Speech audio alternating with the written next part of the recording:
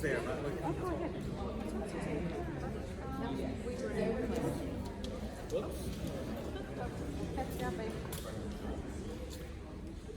Welcome everyone, I'm Nina Backrack, I'm the CEO of Bergen Volunteers.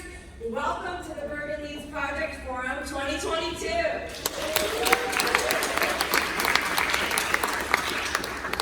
First, I would like to thank our hosts today, Bergen Community College, Tom O'Neill, Ray, Steve, Graham, and Dimitri, the whole crew. They've been absolutely terrific, such generous hosts. We're thrilled to continue collaborating together as we have in years past. So thank you so much, Bergen Community College, for your hospitality.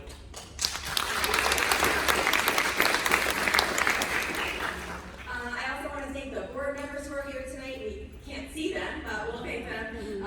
Our board chair, Ann Myers-Picarillo, Paula Madison-Reiner, who I see right there, Paul Collar, Roberta Sonnenfeld. Thank you so much for your generosity of time and spirit. We need you, we love you, we appreciate you so much. Thank you for being here. I would also like to thank our staff that's in the room tonight. Again, we can't see them, but we thank you so very, very much. Our development director, Anne-Marie Jonas. If you would like to collaborate, sponsor, or donate, Anne-Marie is your go-to, so please feel free to reach out to her. Lisa Tradici, who's in charge of mentoring and leads, Michelle Ogden, who is in charge of Cheer and Shore, and I think, but I'm not sure, our volunteer extraordinaire, Lavonda Clemens, is here. She's such a wonderful volunteer for us. We appreciate her so much. Olivia Hall, our outreach coordinator, is here. And of course, the biggest thank you in the world to Jody Murphy, who is our communications coordinator. She has brought so much insight and wisdom and fun to the program, so thank you, Jody. I want to also acknowledge the public officials that are in the room, Commissioner Zur, who's one of our panelists tonight, and also Assemblywoman Swain, who is here. Also one of our panelists, Assemblywoman Swain, is on the Children's Committee of the state and has sponsored multiple bills to support the child care industry. We're really grateful to you, our public servants. Public-private partnerships are absolutely vital in order to provide our services. We are absolutely so incredibly appreciative of how much you support us for the betterment of our community. We really appreciate your continued support. Thank you so much for coming. And Sharma, our former CEO, are you there, Jen? Yes, she's here. If I missed anyone because I didn't see you, I apologize. I appreciate you, even if I can't see you. I want to tell you a little bit about Bergen Volunteers. For those of you who don't know, we're a 56-year-old nonprofit social welfare agency. We provide social service programs, civic and community engagement opportunities, community resources. I call us a community center without walls. We match resources with needs and needs with resources. We support veterans, youth, seniors, people who are survivors of domestic violence, anyone who needs extra support in the social welfare network. That's what we do. And of course also, while you're here, leads and civic engagement, and then volunteer matching and volunteer management. If you could bear with me for a few minutes, I have a story to read to you. I opened my email the other day and I read this email that I just could not believe came through. I mean, I could believe it because it's what we do, but it was just so heartwarming. So I would like to read it to you today, and just bear with me because it's like kind of 2 pages long. I'm sorry, but it's a really good story. So this is the email that I received. When I graduated from Stanford University, the last thing I expected to need in my life was the help of volunteers. I always thought I would be the one volunteering. But I had learned that life can change on a dime, and now I find myself the single mother of 2 children struggling in a financial state I would never have imagined. I have been on both sides of the wealth spectrum, and I have felt the hastily made judgments that some project on others without really knowing the underlying circumstances. It hasn't always been easy. When it came to this year's tax time, I cringed. My taxes, due to my past, aren't exactly easy, and certainly not something I can do on my own. However, paying for a professional accountant was for sure now out of my reach. There was absolutely no money in my budget for that, but even when I could afford to pay for professional services, I often found myself feeling a little humiliated by the questions I was asked in regards to my financial state. It was bad enough for me to know my financial state. It was even worse when someone I was paying made me feel worse about it. And then I heard of the Bergen Volunteers. I reached out to Bergen Volunteers after a food pantry told me that they offered free tax services to those in need. I honestly couldn't believe it at first. I figured maybe they just offered a few minutes of advice and I would have to still do it pretty much on my own. That could not have been further from the truth. After sending an email, I was promptly responded to by a wonderfully caring individual who explained the process and said that yes, indeed, they do all the work. And I filled out a few forms. I did that easily and emailed in my packet. When I learned that the preparer had some questions for me and wanted to meet with me in person, I felt that sense of dread. Here it comes, I thought. I'm about to walk out of that meeting feeling even smaller than I feel now. How wrong I was.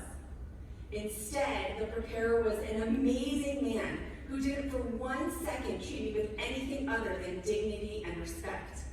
With me answering questions, he was able to prepare my taxes right there and then, and was able to secure me a refund, a much-needed refund. I truly felt like I was being treated as a human, one who deserves to be treated well and not scorned. My taxes were sent in that very day, and I received a refund 2 weeks later. Bergen Volunteers was the cause for that, but perhaps more importantly, Bergen Volunteers was the reason that I have once again gained a sense of self-worth, even with my current financial state. They have shown me the beauty of mankind. That is a rare thing, and I was blessed to find them.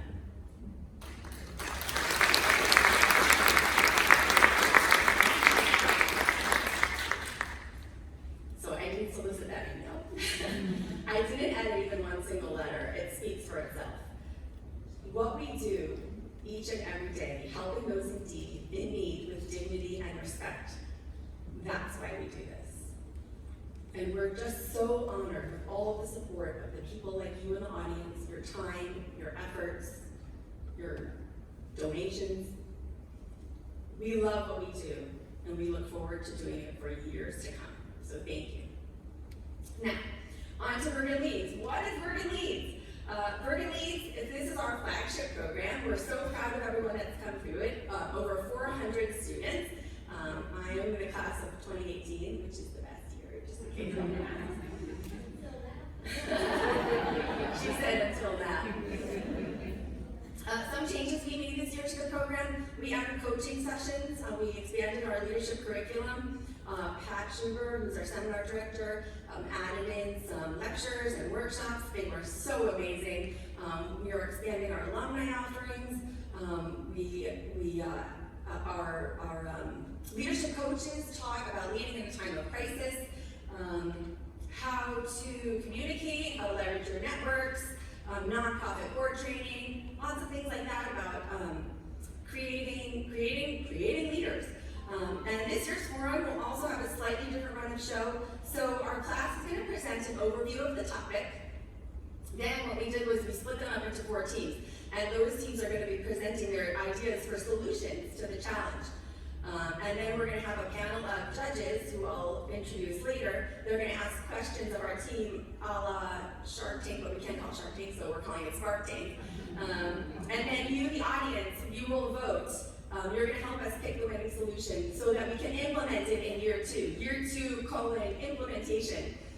And so right now, make sure that your cell phones and QR readers are handy for later, but off right now.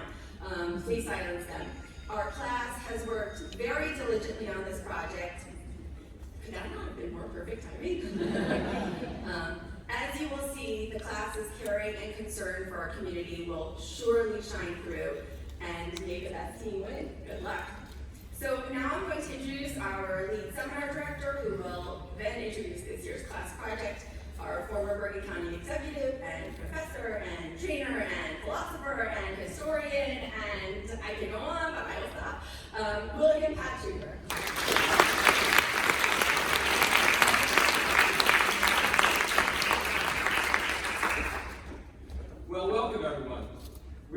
delighted to see all of you here today to celebrate our class of 2022. My role right now is to introduce the class project. Before I do that, I also would like to extend my sincere thanks to both Nina and to Jody on the great job they've done this year with regard to our program. Bergen Volunteers in general, but Bergen LEADS program, all the things they've done with it, and some of the new additions that we've done with it, I thank them, and it was great working with them during the course of the year.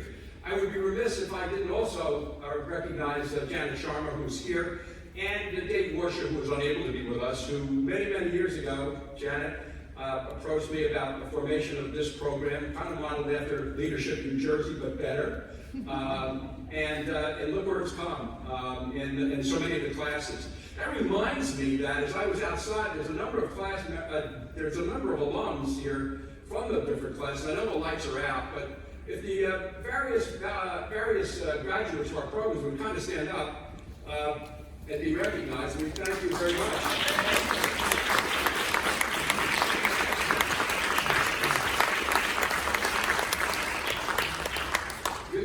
Thank you very much for being here.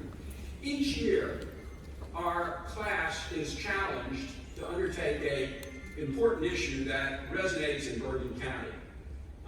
Over the course of the previous summer and leading into the year, we worked together to come up with a topic we think that is both not only important, but also practical. Our programs over the course of the last couple of years have resonated, I think, with Commissioner Zur's help. Last year's program dealt with food insecurity. We've also done issues with regard to the entertainment business in New Jersey, but particularly in Bergen County. And now, I think the state of New Jersey has actually opened the door for that entertainment to come here in New Jersey and flourish. There are so many of those programs. So kind of like a think tank for Bergen County in a way, and hopefully that some of the things we do will lead on to other actions that will benefit the people of Bergen County. This year's program is no less important, and that is the issue with regard to the affordable child care in Bergen County, an extremely important social and human issue. This class has worked really hard on examining this issue, clarifying it, focusing it, and I think you're going to be quite impressed by this program. We present this topic to the class, well, over the course of time, each year we've introduced it a bit earlier. And like all teams working together, there's that if you probably remember, if you looked at the terminology for teams, it's right, they're forming, then they're storming, and then they're norming. I guarantee we did all of those things during the course of the preparation of this class. I truly think you're going to be impressed as I was when I saw the presentation. I will now turn this program over to our distinguished class of 2022.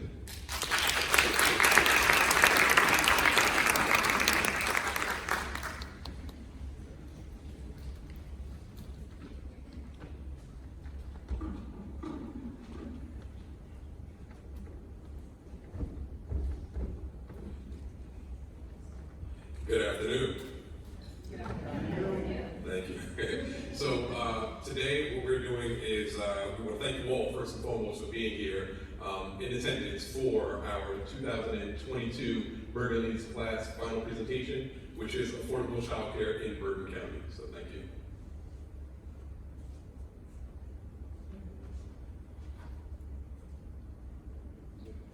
As a lifelong Bergen County resident, I thought we had it all. Safe neighborhoods, nationally ranked 7th by county in public safety. Good schools, nationally ranked 4th by county in education. Diverse communities, 40% of the population speak a language other than English. And all of the shopping opportunities you could ever ask for. But then something happened. I became a mom who wanted to send her daughter to public pre-kindergarten. In New Jersey, a limited amount of pre-kindergarten or pre-K programs are government funded. Of the 70 municipalities in Bergen County, 13 currently have access to state-funded preschool, and my town is one of them. However, in order to attend the public preschool, you must win a lottery. I saw 100 3-year-olds vie for 10 spots in the pre-K3 program, and 100 4-year-olds vie for 10 spots in the pre-K-4 program. 90% of these children and families are denied access to public school education. In the U.S., 1 in 3 working families is struggling to find the child care they desperately need. The average cost of a private preschool program in Bergen County is $1,000 to $2,000 per month per child. For a family with multiple children under 5, the cost of sending your children to a child care facility or preschool may be more than your mortgage. Child care and early learning are the backbone of our community and economy. But how do we make it affordable? The class of 2022 recognizes all of the work New Jersey has already done in the area of child care. GrowNewJerseyKids.gov is an excellent website where parents can go to find information for child care. But there's an elephant in the room. On the website, there's a rating of 5-star, 4-star, 3-star participant. Shouldn't we all be 5-star? In the following video, you'll hear from people who have been or currently are affected by the affordable child care crisis in Bergen County, and who share their experiences and the problems they face as a result of the system. We hope you enjoyed the video.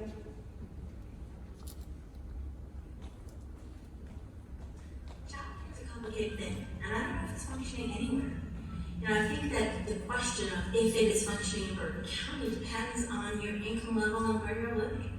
So I have a 4-year-old and a 2-year-old, and my challenges have evolved as my children have grown. And initially, the primary focus is affordability. Can I afford in my budget to send my kids here and still be able to provide them with extracurriculars? Do I have enough wiggle room in my budget for myself and our personal family? They weren't really giving me what I would consider to be affordable childcare, because at the point when she started going there, I was, in a relationship, and so we were able to afford it. But once it became a one-person, household, or one adult, one child household, I didn't find that they gave me many options to be able to pay it. I always tell the story of my sister and her husband. She is a nurse. He worked for PFC&G for many years, and they both worked 3 months out of the year to take care of their child care when their kids, 3 children, were below kindergarten age. 3 months out of the entire year, working full-time, doing night shifts versus day shifts to cover for them. It's not easy. I've been finding that a lot of childcare has different schedules. So I need to be at work, for example, at 7:45, and some daycares might not open until 8:30. And they do have before and after care times, but there's a cost for that too. So some daycares will have an extra $400 charge for you to drop your child off early and pick them up later. Lack of affordable childcare is definitely something that needs improvement. As we try to get back to work after having our children, figuring out that cost-benefit analysis, whether or not we make enough money to be able to provide for quality childcare, really keeps so many women out of the workforce, especially. It's those sticky floors. It's what deprives us of the opportunity to continue to launch forward in our careers for so many of us. And it also deprives families of income, and is so critical and valuable to being able to afford to live here in Bergen County. Education is a right. It's a necessity, right? So I think that it should be free or extremely affordable. Funding is always a challenge because funding for the providers, because they say it's hard to be competitive in terms of keeping good staff. Because they're trying to not pass along so much of the cost, but they realize, in terms of the parents, and not everyone qualifies for Office for Children. That is something that does help offset. There are numerous initiatives that we have going on here in Bergen County. We have Head Start, which makes preschool education more available. We have a lot of preschool initiative expansions going on in many of our municipalities. And through the Bergen County Office of the Child, we also have a child care subsidy program that's available for working families. But the bottom line is, there's definitely more that needs to be done. Because, all politics is local, so even if the governor were to mandate something, then how do you ensure that there's good quality? How do you, just even the process, right? So for people that have the money, not only do they work and network in terms of who are the best providers, but they have the resources. But for other family members, it's just like, where do you go? How do you find good child care? Because families need it, businesses need it, and children, we want our children to be in safe, nurturing, and educational environments they need it. It is money well spent. And that means changing the way we perceive that it is not daycare, it is not babysitting. I have a friend who always says, I don't care for days, I care for children. And I think that there's a lot to be said for it. So looking at it as a public good that it is at the time.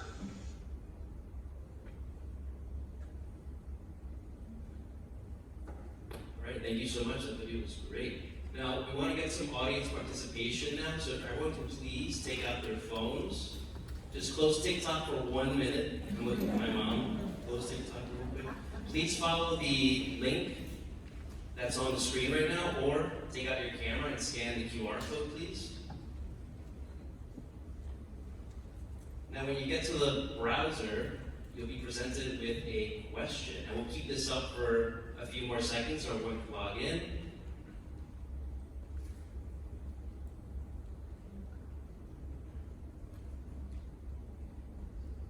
We couldn't get the Jeopardy music license, so you just get me. Sorry. All right. Now, the question that you'll be presented on this webpage is very simple. Parents, what childcare solutions have you or those close to you used in the past? Some examples could be babysitter, mom and dad. Since we're in Bergen County, maybe a nanny, an au pair. Please submit your answers, and we'll give everyone a few seconds.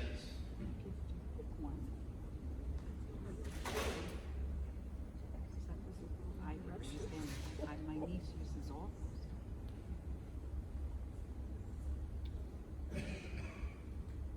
Awesome. We see the answers coming in. We'll give everyone 5 more seconds. Get all your answers in. All right, great. Let's take a look at some of the answers that our audience submitted here.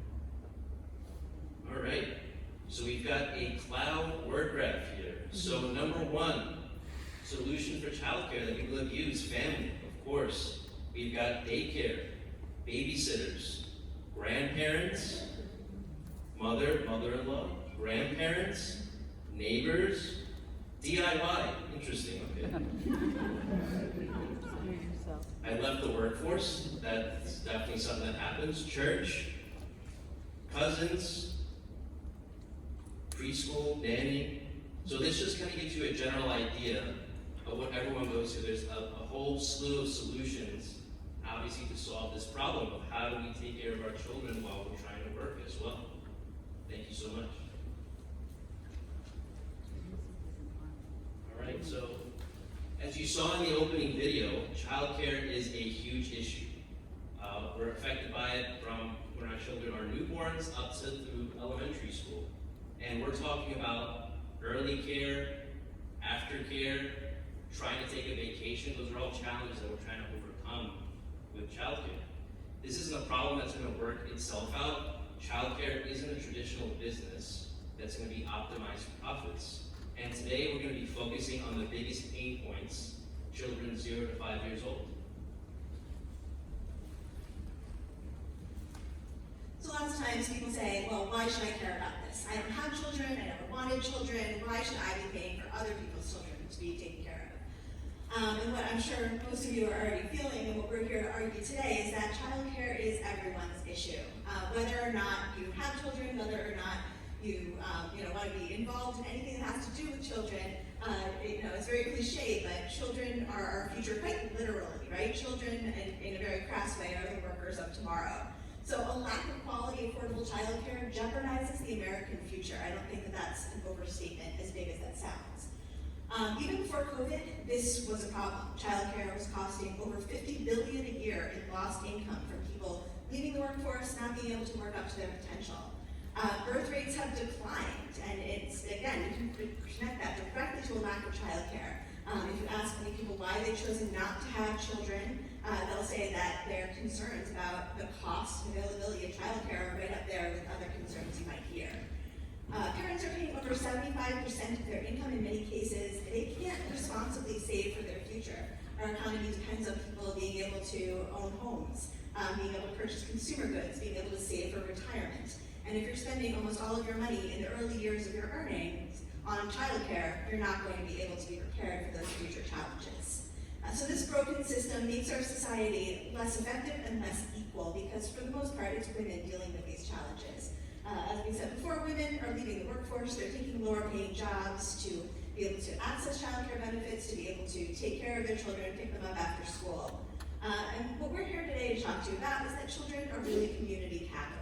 This is our opportunity to make sure that our next generation of citizens is secure and happy and well educated. And ignoring 0 to 5 education is going to be a disadvantage to all of us. So what we see and what I think many others see is that the current system is dysfunctional. There's no way the free market is going to work out childcare. It's something that has a particularly American problem and is going to unfortunately require a particularly American solution. If you take a look at this graph right here, you'll see that America is one of the only places where childcare is seen as an individual issue. It's something that resonates with a lot of our beliefs about, individuality, pulling yourself up by your bootstraps. In America, you're supposed to be pulling your kids up on your bootstraps with you, whether or not you have those bootstraps to pull. So in the United States, you're spending about $500 by the government for each toddler. Most of that is in tax refunds. It's not even cash directly into people's hands.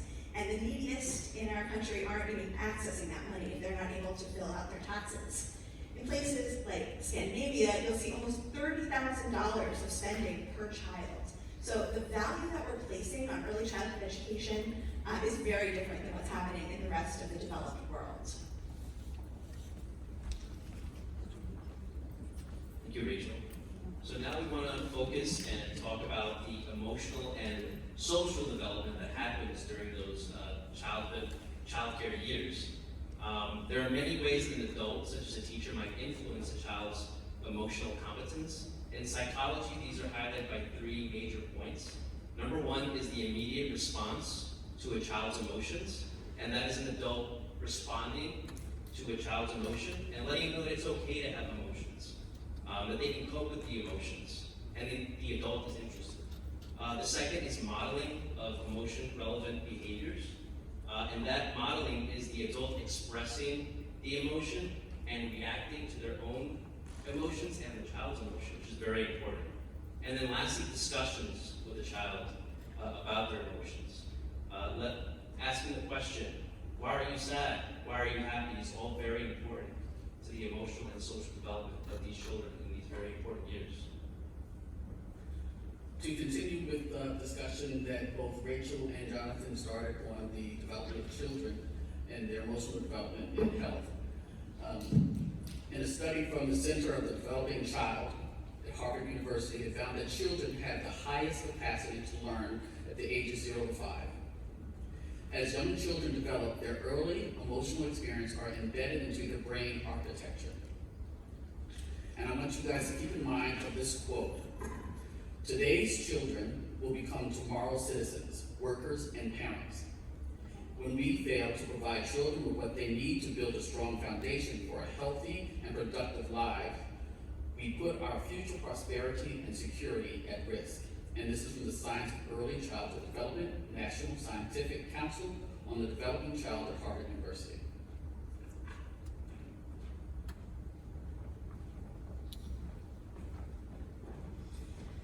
So what does good child care give to parents? Seems like a pretty obvious question.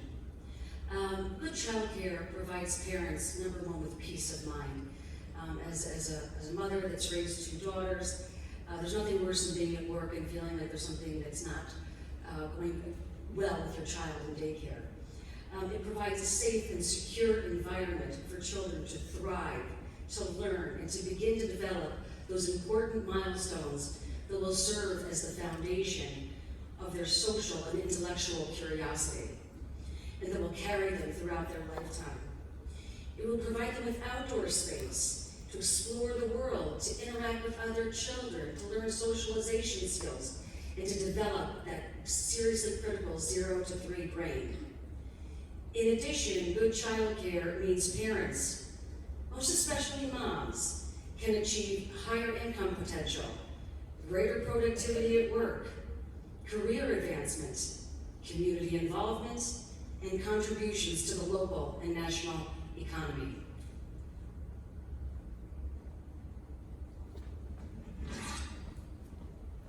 Our goal is quality, affordable childcare. What do we mean by affordable? The Department of Health and Human Services defines affordable childcare as costing no more than 7% of a family's income. That's not what we're seeing. Childcare is a major expense. New Jersey is rated 21 in the country in terms of childcare affordability. 1 is least affordable and 51 is most. If you are a single parent in New Jersey, 40 to 50% of your income will go to childcare from the ages of 0 to 5 years old. Each year, 40 to 50% of your income for 5 years will go towards childcare alone. This does not include feeding, clothing, and housing the child, not to mention buying all the items and extras needed to attend to a child. We are one of 9 states who did not provide childcare rates and instead has to rely on a market survey for these numbers. Now to give you some local background, and for those of you who are numbers people, there are just over 50,000 children under the age of 5 in Bergen County, and the vast majority of them live in households where all parents work. This means that child care is needed. The Bergen LEADS class of 2022 did a survey where we have respondents of about 100 people in Bergen County, and they recorded a wide range of household incomes, but the latest census also reports that the median household income in Bergen County is just over $104,000. As Leila mentioned earlier, the costs of child care are at least $1,000 to $2,000 per child per month. So beyond the personal stories that we've already heard, we are seeing through these numbers that families are pushed to the brink and they're struggling to find quality childcare solutions that are affordable. Our survey also showed that the primary decision maker is overwhelmingly the mothers of the children. The lack of childcare is a profound reason why mothers quit or at least struggle to stay in the workforce. And we saw that during the COVID pandemic, women largely left the workforce while men gained jobs at the same time. So why do we have this crisis? Well, we identified a few practical problems. First of all, running a child care business is expensive. There are also the existence of child care deserts and competition for spots in good schools. Parents face costs early in their careers when they still have lower earnings. And recruitment and retention of quality educators is difficult for several reasons. Child care workers often make minimum wage with poor benefits. There isn't much respect, frankly, for the profession, while there absolutely should be. Childcare is also emotionally and physically difficult work. And COVID problems ate up the small profit margin of many home daycares and caused a staff shortage in centers and other schools. Most child care workers have children themselves and had to stop working to manage school closings. So, how do people in Bergen County manage this problem? Well, most parents, in reality, cobble together kind of a patchwork quilt of options. They may use private or public preschools. They may, if they qualify, enroll in Head Start. They may utilize in-home daycares if they can find one. They can use babysitters and nannies. And if they are lucky enough, get help from relatives and friends. So what are some other examples of policy interventions which have worked? A major one is universal pre-K. or preschool for all. This provides families with preschool-aged children the opportunity to voluntarily enroll their kids in a publicly funded pre-kindergarten care and education program in their community. It provides early care and education for their kids for the year before they enter kindergarten, although some do go as young as 3 years old. And these are funded through a variety of mechanisms: federal level, state level, local level. And together these come together to help make universal pre-K a reality. However, additionally, in addition to the traditional education system, many states allow programs to allow child care centers, so places outside of the public school system, to run universal pre-K, which also then expands availability, which is very much needed.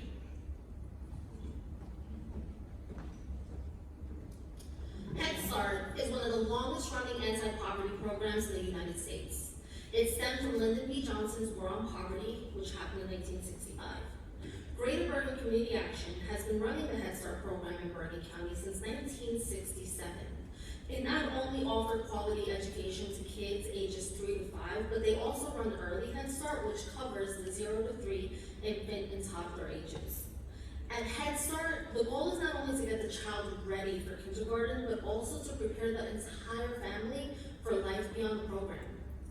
Every day at Greater Bergen Head Start and Early Head Start, infants, toddlers, and children enjoy activities and games that follow a research-based curriculum that aligns with New Jersey state licensing standards and is designed to teach everything from letters to numbers to sharing and getting along with others.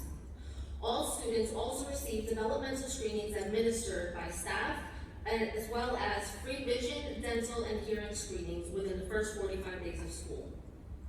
The kids eat nutritious, FDA-approved meals and can choose from menus that adhere to dietary restrictions such as allergies and religious needs. Parents work with Head Start to create a family plan that includes personal and family goals. They receive support from the agency to achieve these goals. They also have access to parent activities, nutrition counseling, family counseling, support groups, and other educational opportunities. It sounds pretty amazing, right?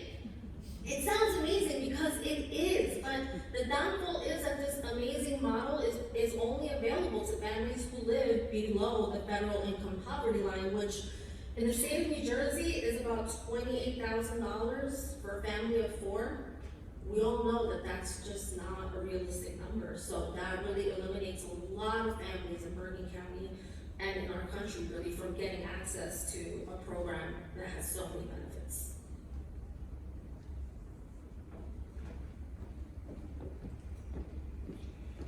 What policy solutions are we anticipating?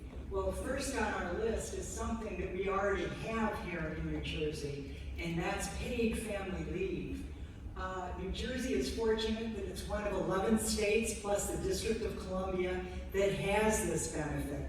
And paid family leave being taken by both parents in addition to a paid family leave benefit that their employer offers can be pieced together so that the need for infant care can be postponed until the baby is approximately 9 months old.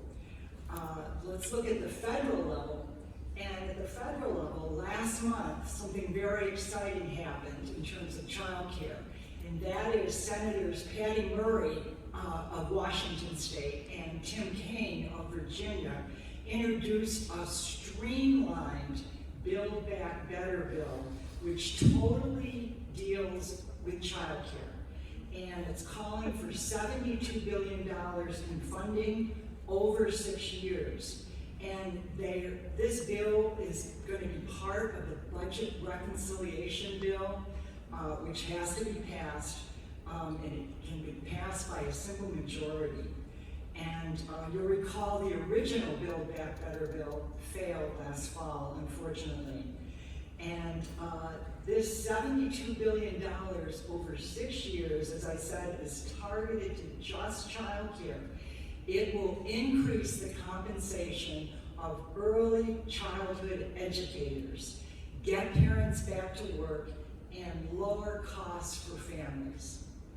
Now, let's look at New Jersey. It's very exciting that at the beginning of May, Senator Teresa Reese introduced a package of 8 child care bills. By the end of the month, the Assembly had introduced the necessary companion bills for the legislation to go forward.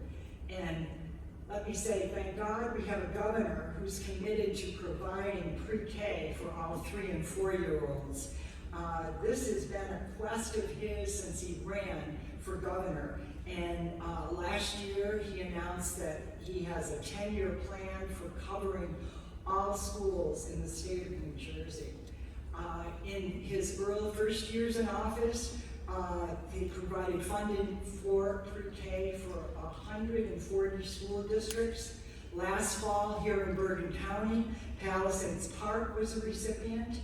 And this year, in 2022, the administration is investing $1 billion in pre-K.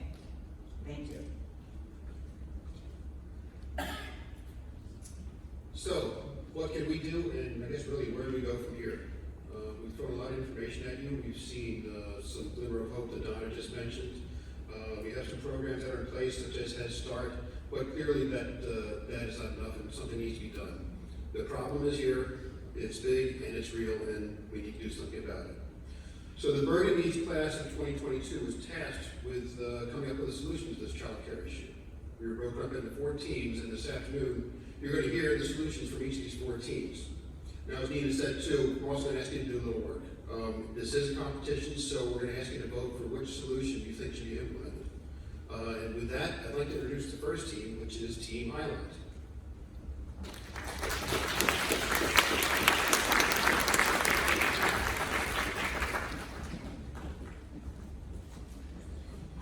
Hello, everyone.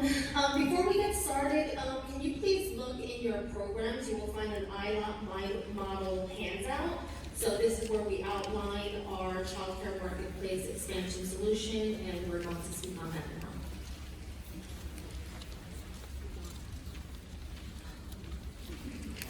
Hello, everyone. We are Team ILOT, empowering independent leaders of tomorrow. Show of hands, how many public officials are with us here today? Ooh, good, we're talking to you. A very special shout out and thank you goes to Julia Brunman, Roberta Utenwald, Mary Cordina, Laura Polgar, Christina and Michelle McCann, and the many individuals who have helped us with our research. Finding affordable child care is challenging.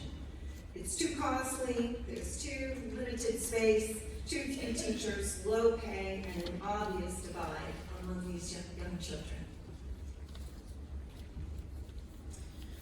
So, in order to expand the marketplace of affordable child care options, we look to modalities used in European countries that fund and utilize child care differently.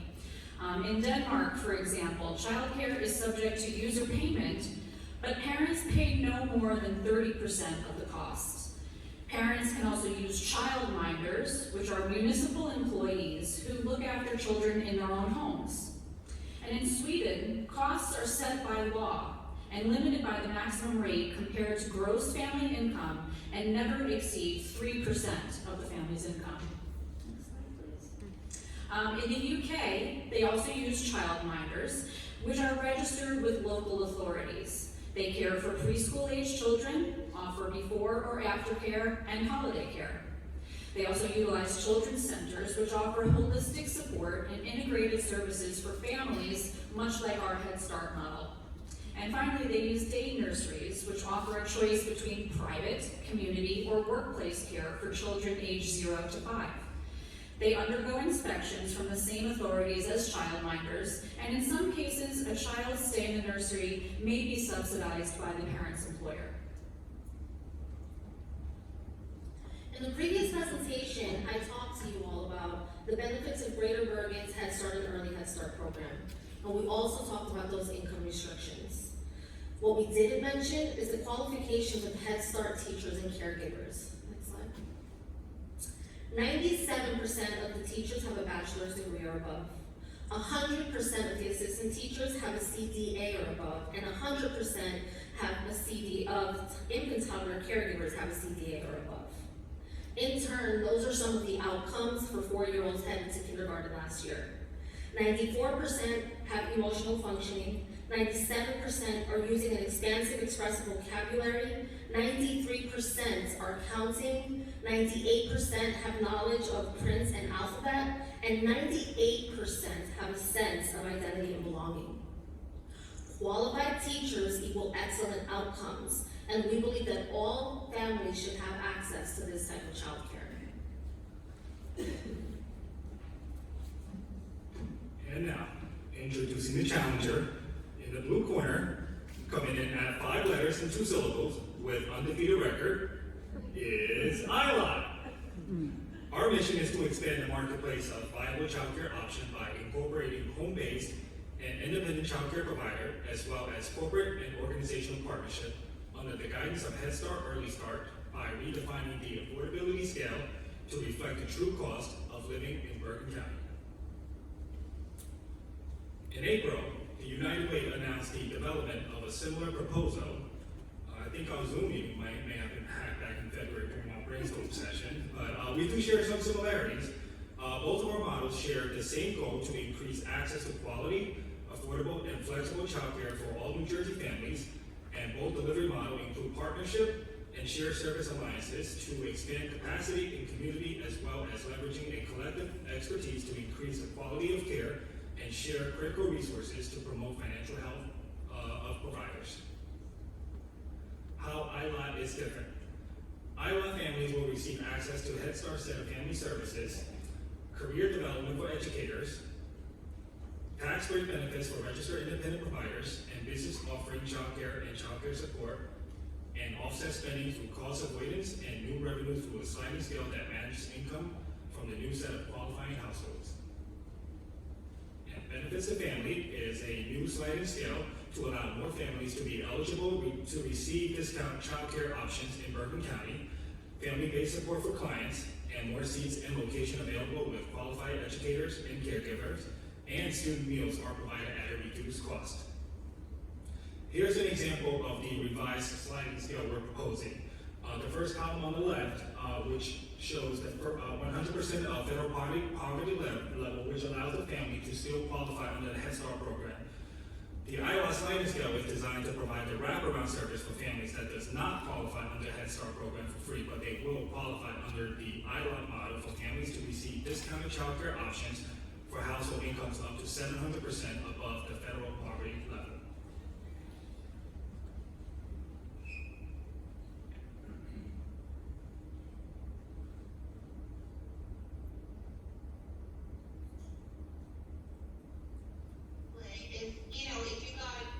If a person was considering registering or not registering to be a family child care provider, and if you got a tax break because you were registered, I think that would probably encourage more people to get involved in family child care.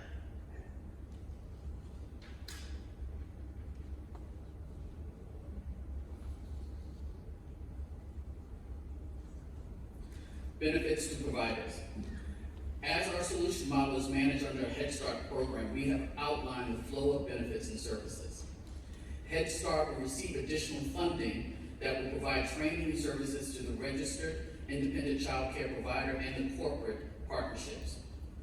The registered independent providers will receive tax break benefits, shed some liability costs, have the Head Start program model curriculum, have access to family-based support for clients, and access to reduced cost of student meals.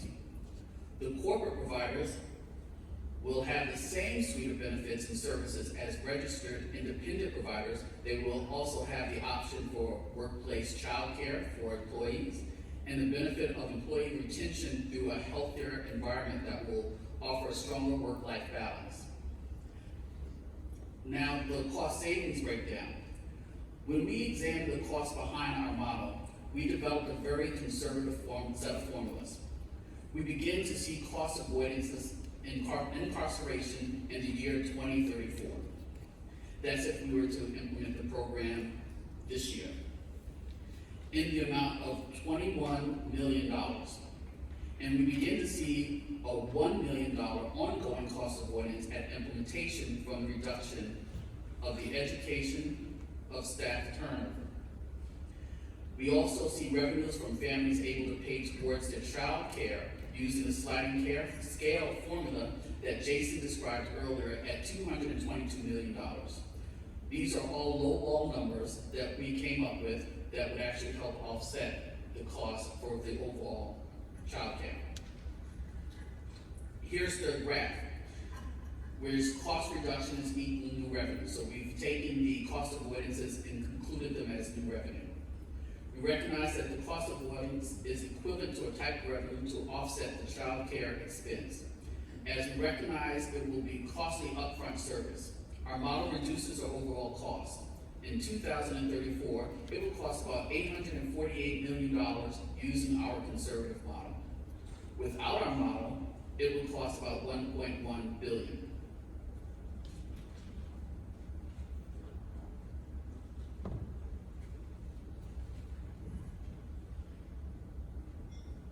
One of the things that has kept me from getting my master's is that I can't afford it. But I do think that if teachers or if people who are interested in becoming a teacher are helped out financially, that you could definitely have a lot more people going to school. And we might be missing out on some amazing teachers just because they can't afford to go to school, or can't get a loan, or whatever other things keep you from going to school. In our model, caregivers and educators employed by our partners would be eligible for a free or discounted ride towards a master's degree. Through a partnership with Hudson Community College, those who want to pursue a career in childcare can register for a free child development associate course. Credits and fees are covered, and participants get paid for the 120 hours of training it takes to complete the program.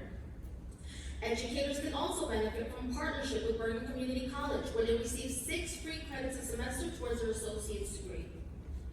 In the works is a partnership with Thomas Edison University that offers 12 free credits a year, giving teachers and caregivers the opportunity to work towards a bachelor's degree and even their master's. When you add up all of these opportunities, educators and caregivers can potentially save more than $42,000 on their education. And for the already accredited educators, employees of a nonprofit organization are eligible for the Public Service Loan Forgiveness Program. On average, the amount forgiven is more than $75,000.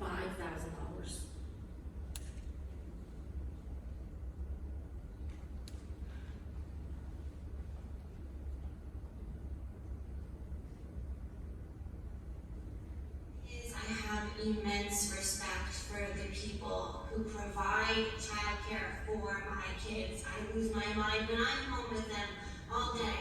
So I can only imagine doing this for a living. I would give them as much money as I could possibly afford to say thank you for taking care of my children, for loving my children, for keeping my children safe. So I really feel like they need to feel appreciated in our society, and their salaries should match our appreciation.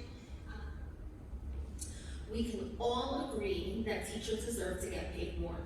By giving these educational opportunities to teachers, we are in turn giving them the ability to continue to earn more as they receive more credentials. Early childhood programs cost money. We all know this. That said, studies show that for every dollar invested in early childhood education, there's a $4 to $9 return on investment. And that's on the low estimate. There's other studies that show $12 to $14 returns. Now, imagine that kind of return on investment when quality early childhood education is made accessible to all children.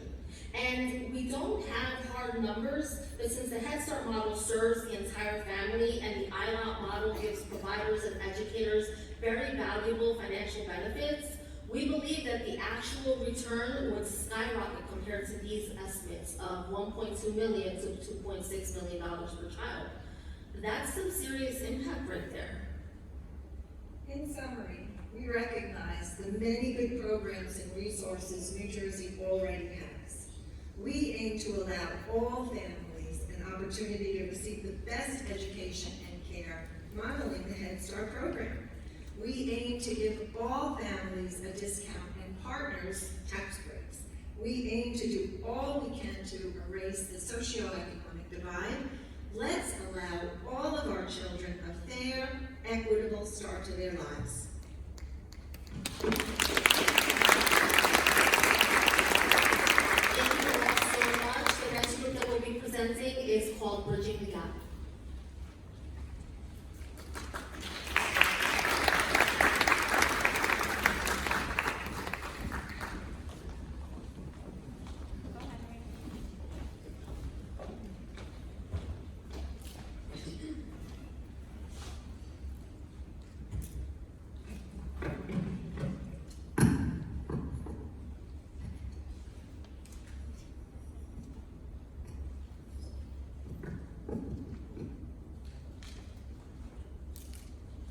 Hello again. So our group, as we were debating on what we wanted to name ourselves, we kind of did our own brainstorm and kind of figured out that there were multiple gaps in regards to the issue with child care in Bergen County. So, as we, kind of try to figure out what the solution would be, we felt that Bridging the Gap is the ideal name because that is what the goal of today's presentation is. Enjoy.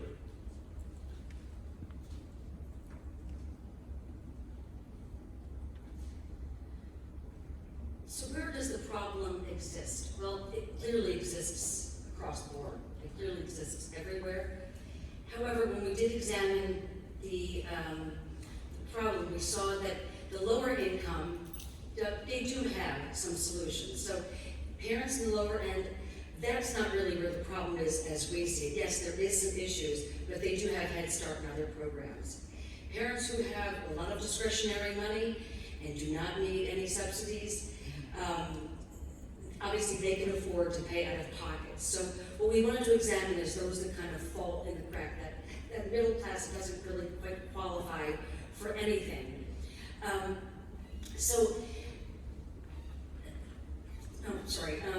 If the factors of these income qualifications obviously are very, very stringent. As was mentioned earlier, it's approximately $28,000 per year to qualify for the state and federal subsidies. And if your family makes $1 over that, then you're left out in the cold. You might not be very wealthy, you could be pretty average. So we actually wanted to come up with a solution that sort of helps those people that fall in the gap.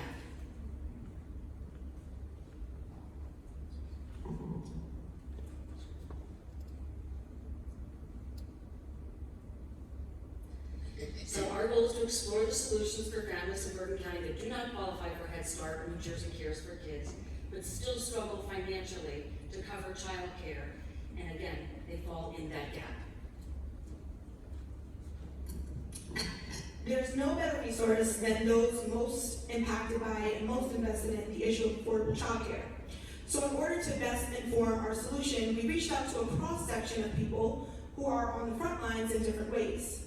In the upcoming video, you'll hear from Cynthia Rice, who is an attorney and senior policy analyst for the Advocates for Children of New Jersey.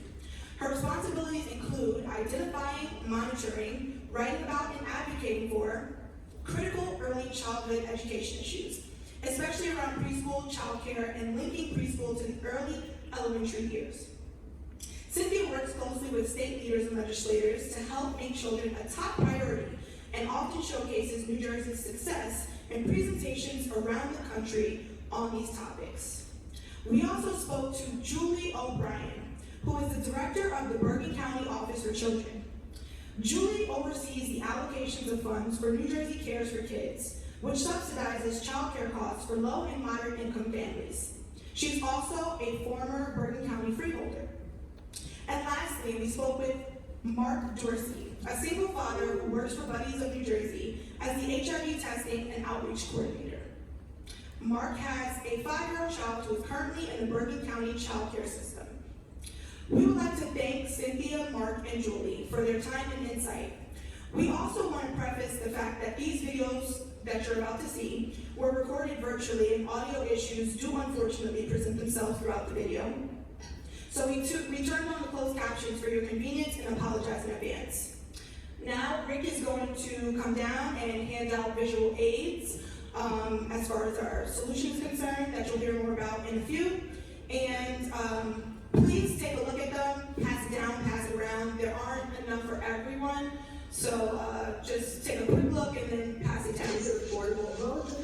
Because we go from one of the most affluent towns in America to very poor people. In 2017, the median weekly child care in Bergen County was $293 a week. That's 5 years ago, which was at a cost of $15,236 per year. And for toddlers, it was $265 a week. That's the median. So there was some more and some less. Median income of families with children was about $146,600. So get more, get less. So for a lot of the parents who are making north of $500,000 a year, or even north of $250,000 a year, they're fine. They can afford their child care. It shows what it really costs to live in New Jersey as compared to the federal poverty limit, which is an artificial number. It's a number that, that's based on figures from 60 years ago, and you can be at 100% of the federal poverty level in New Jersey and Mississippi, and it's the same number. The majority of families who are middle income and below find that the biggest chunk is coming of their salary is going to child care. In fact, Senator Liz was talking about the cost of some of our state colleges and identifying today that now child care costs more. Well, I'm sorry, but if people can't afford to have children, and children aren't born, we have no workforce in the future. Because, as our population, even if it stays flat, we need to have a workforce.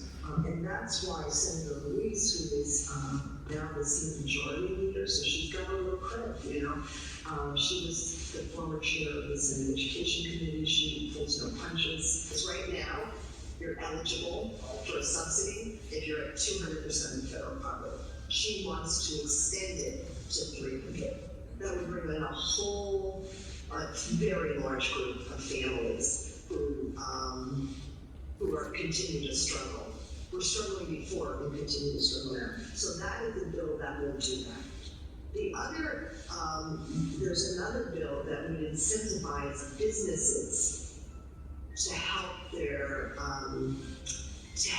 employees, because the businesses are having difficulty getting staff because the families can't find jobs. I think there's a divide as far as the cost of living. With that steadily increasing, so you're really forced to prioritize the types of care that's available. And me as a parent that's had three, I've currently got one involved in I guess the early childhood development portion, and it's the costs kind of coincide with rent. Your pay is what it is, but you have those costs like the child care and things of that nature. So, something that could help promote, it wouldn't necessarily be a raise, but it would be something to, subsidize those important things. And, we all look for, I guess, that 4% raise every year, but, it's not about the money sometimes. And if I could get better child care and take less pay, that would probably be something that would retain me. It's time that we treat child care like a public good. It is just as essential as public schools, the police and fire, just as any mother who had to leave her job or to cut back her hours because she just couldn't find childcare. So it's time, it really is time to be viewed that way and to be funded that way, because families need it, businesses need it, And children, we want our children to be in safe, nurturing, and educational environments they need it. It is money well spent.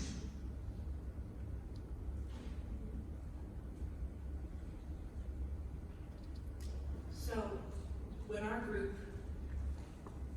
was trying to brainstorm our solution, we wanted to come up with something that was both efficient and effective and would serve to help defray the costs for those who need help paying for childcare but don't qualify for the subsidies that are available at the state, federal, local level.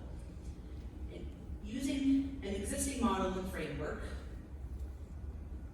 we thought that an employer could help to provide to their employees a subsidy of their own.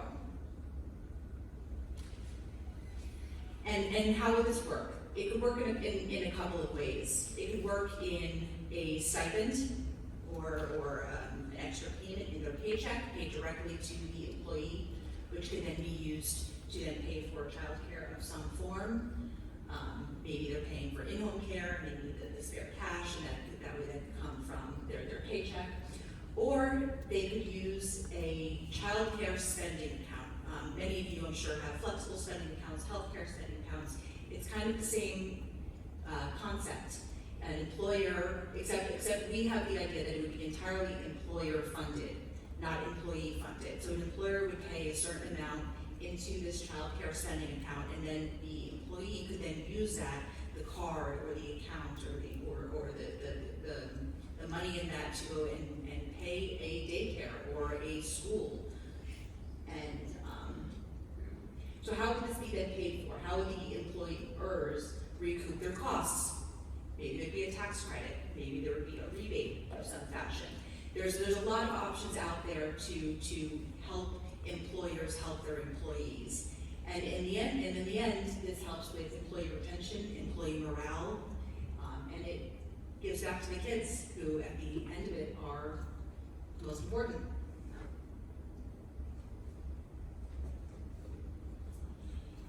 As Executive Director of Buddies of New Jersey, I have employees who have childcare needs. This is common with most businesses in Bergen County. As we dove headfirst into our project, I felt obligated to get the feedback from my staff regarding how we can bridge the gap. Our idea resonated well in my building and solidified our group's approach. Today, we presented our idea with the hope that the needle can be moved. Thank you.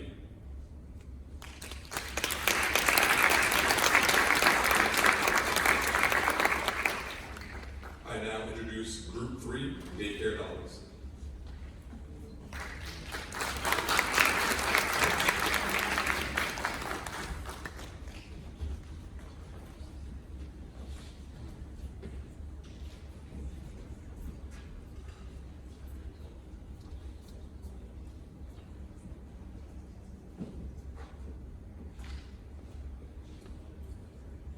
We are Daycare Dollars. We took a slightly different approach. We have a revolutionary app for families that reveals the hidden costs of childcare. I worked in nonprofit management in Bergen County for years. When I unexpectedly became pregnant with twins, I found myself with 3 young children in need of daycare full time. Over half of my salary went toward childcare costs alone. I pivoted my profession into daycare management for the free childcare perks. What I learned as an administrator for a childcare facility changed my viewpoint of the industry and inspired this app idea. As a parent, I struggled to find daycare prices, and as a provider, I saw others going through the same difficult experiences. Like having children isn't hard enough already, right? Our goal is to create an accessible, equitable, inclusive, simple, and sustainable tool to ease the process of finding an affordable childcare provider that meets every family's needs. Do you tour a home without knowing the price? No. Then why tour a childcare facility without knowing its price? The cost may be exactly the same, as you've heard multiple times today. So how do you find the cost of a daycare? This is a daycare sheet You will see more coming, but this is the example of a rate sheet that tells you the cost of a daycare. You take an hour-long tour in person, and don't forget to make an appointment. Most 0 to 5 child care centers require a tour before they provide you with their rate sheet. The rate sheet is a menu of pricing, options according to age, hours needed, and other amenities, meals, camera view, other abilities that they have. Less than 10% of providers list pricing on their websites or reveal it over the phone. If you doubt this, please Google some daycare prices in this area. You will not find them. So daycare management anecdote rule number 1 had nothing to do with child safety or emergency practices, no. It was do not give pricing over the phone. This was hammered into me day in and day out. Not even to grandma when she begs, or a parent who's working and can't afford to visit during her lunch. A rate sheet, where the pricing is provided, can only be received after a pre-packaged tour lasting 45 minutes to an hour. It's like having to pass through the gift shop before leaving a theme park, except it's the director's office. So our proposed solution was simple. What if you could locate 30 daycares with prices in 30 seconds, okay? Versus taking 30 hours to find those same prices. And that 30 hours is just for the tour. That's not the time you took to spend setting up the appointments, driving to the appointments. And then what if you get to take time off of work and you don't get paid for that time? So not only economic, but time constraints in this process. So how does this help? Well, there's no other platform that exists that provides the price of daycares. And we checked, believe me. There's a database, we have a database of licensed child care providers. 435, that's the number of child care providers in Bergen County, 435. The search engine would give you providers by rate and location, hours and ages, and that's important. It would also be user supported, so users could also import data into the platform that would help with your selections. That's a true story. Meet the Acevedo family. Their mom and dad unexpectedly had twins, and now they need affordable child care, not just for one, but for 2. So what do? Okay, they could go do the old method where you take 30 hours, take time off work, and go visit the child care facilities. And then when you get there, you find out that you can't afford them anyway. Or you could go to an app that you download for free and get the list of 30 places in 30 seconds. And you save not even 10 hours, you probably save more time than that using the app. And that is the inspiration for that right there. So this is an example of what different rate sheets look like from different locations. If you can see closely, you probably recognize some logos. This is just an example of how overwhelming it can be. I personally began to create a spreadsheet, which again is how this idea happened. So of the 435 licensed child care facilities, this includes nonprofits, for-profits, daycares, preschools, early learning centers, and in-home providers. So this is anybody who would be licensed in the state of New Jersey. That you can look up. There is all of these listed on the websites, any violations. Their prices, however, are nowhere to be found. This is an example of what I put together. So it's name, location, hours, and then split by ages according to pricing, which is how it's done on most rate sheets. Whether lunch is provided or not, and additional costs, which can be an added bonus, you may not even find out until after signing on. And then conditions, be it that the program may only run September through June, that type of thing. And again, this is all searchable, and the content can be filtered based on your criteria. How we got here is a story about parents engaging with schools as consumers who want to extract the most school resources for their children. Mothers are the ones societally tasked with doing that extraction. A good mom gets the best learning plan, best teacher, best school, best activities, and all-around best school experience for her kid. And a mom with the privilege of race and class gets to define the terms of what counts as best.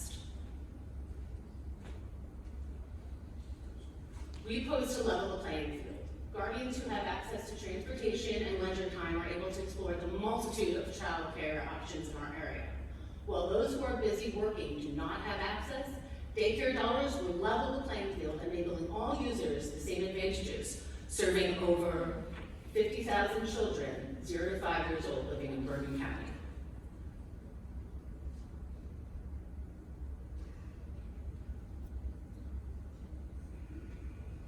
So our proposal is to be equitable and inclusive, right? We want it to be accessible so anyone can use the app and have access to the information.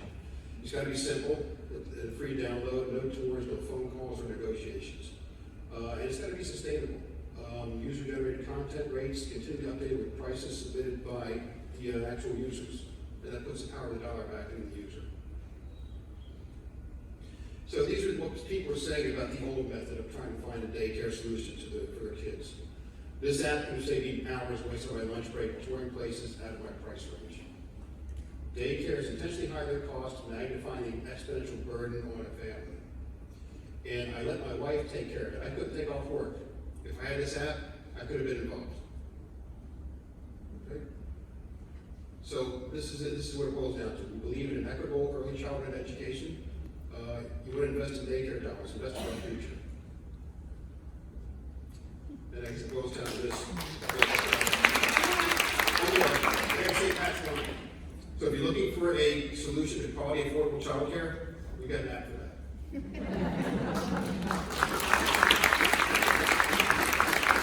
Now, let's introduce our last group. It's Team Lead.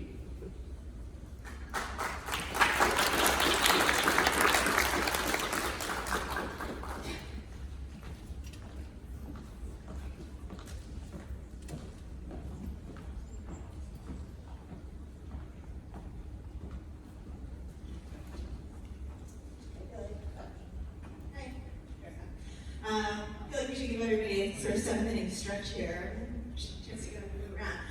But failing that, I am going to tell you a story. And it is a story that you are probably very familiar with because it's happening all over Bergen County and all over our country. And that is in my local school district, there was a staffing shortage this year. A staffing shortage that resulted in a 9th grade math class that had 4 different teachers before March. Staffing shortage that resulted in no substitute teachers. Children shuffled to other classrooms or middle school students sitting in the gym or the cafeteria until their period was up. The parents were up in arms, as they should have been, calling the school board, all over Facebook. And yet, this is exactly what happens to our children, 0 to 5, every single day in their childcare settings. And there's nobody calling any school boards, and there's nobody talking on Facebook except for the people who are in the trenches with children this age. So why is it that we are okay with the typical American preschooler losing their trusted adult at school approximately 3 times every school year? Why is it that we are okay with their teachers who are making sometimes minimum wage with no health insurance, no benefits? We've heard a lot today about what's going on with students, what's going on with teachers, with the families. And what we want to talk about is the third leg of the stool, the teachers. Childcare is a huge part of the American economy. Something like 1 out of every 110 Americans work in a childcare or childcare-related industry. About 1 out of every 33 women in America are working in childcare. So it's not an insignificant number of people who are dealing with these problems. It's also an industry that has one of the highest turnover rates of any industry, right behind hotels and supermarkets. So these are the people who are dealing with our children in their most vulnerable years, when they're looking for support, they're looking for people that they can trust. We have a workforce that's transient, that's underpaid, that's overworked, that's undereducated. So what can we do to make sure that the people who are watching our children in these moments where they need them the most are the people who have a passion for dealing with children and not just the people who need work? That's where our suggestion comes in, the Leadership in Early Education and Development Academy.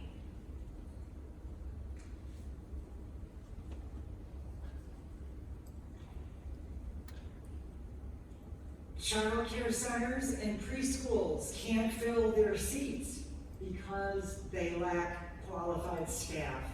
Staff turnover costs money. the center loses out on the economy of scale. The economics of childcare are so fragile that not having enough staff and having to close down classrooms makes the situation very precarious.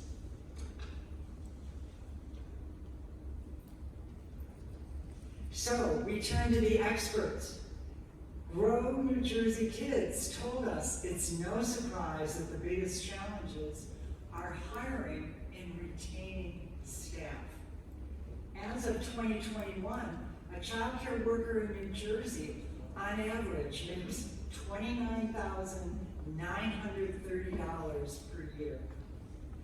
Advocates for Children of New Jersey, who push public policy solutions, stress the legislation that's been mentioned that we want passed this year will determine childcare in New Jersey for the next decade.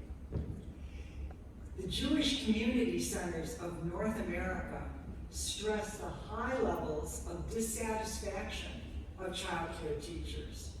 They get so little compensation for a job that is so challenging on so many different levels.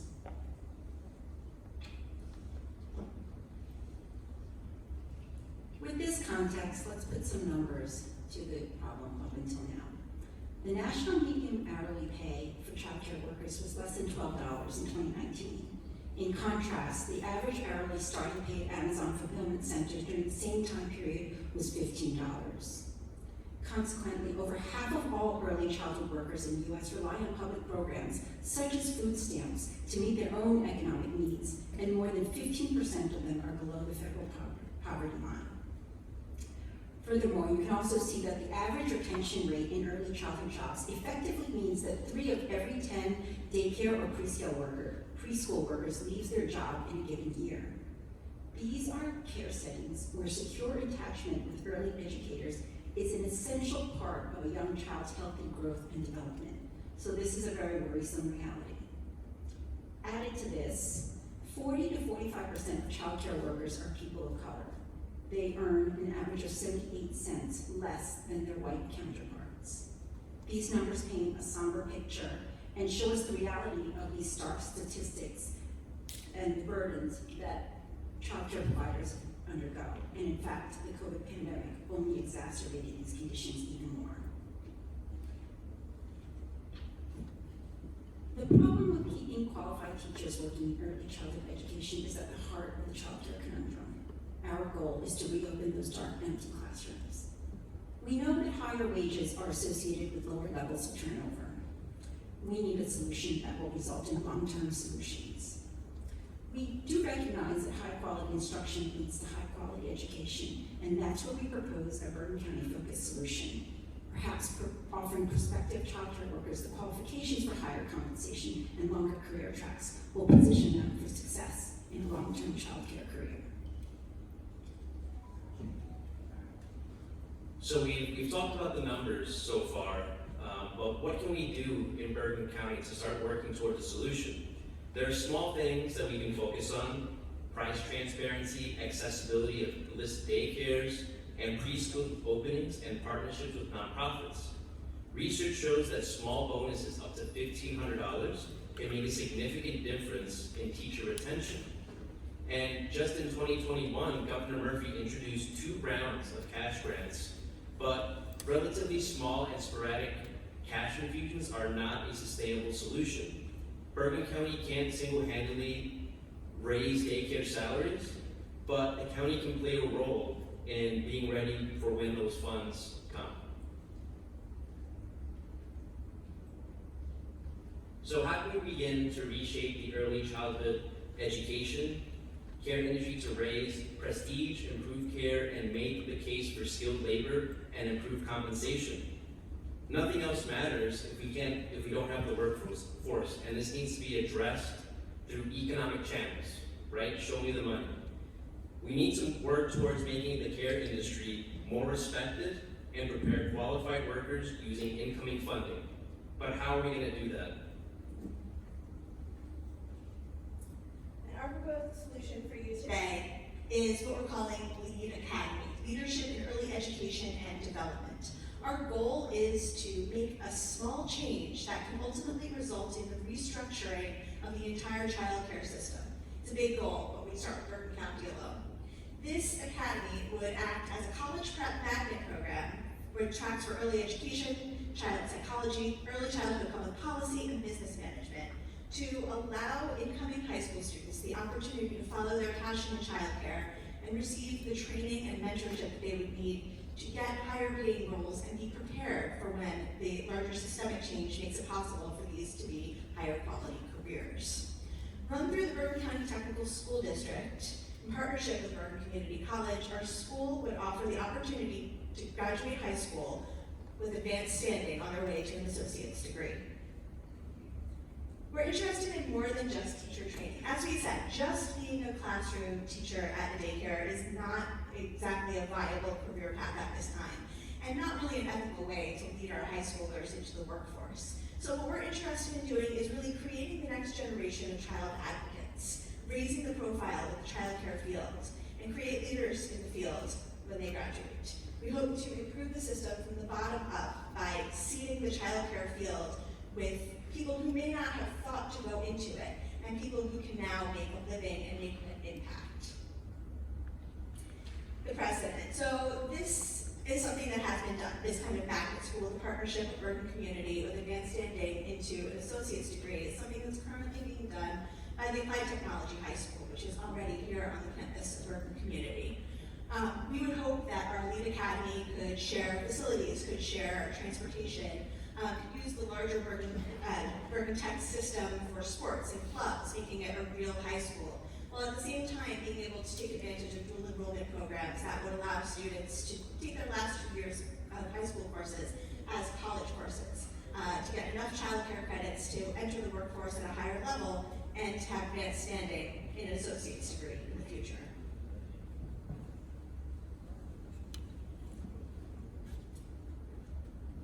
The students will get hands-on work with children at Bergen Community's own Child Development Center, which is right here on this campus. There will be an opportunity for externships in local child care centers and preschools.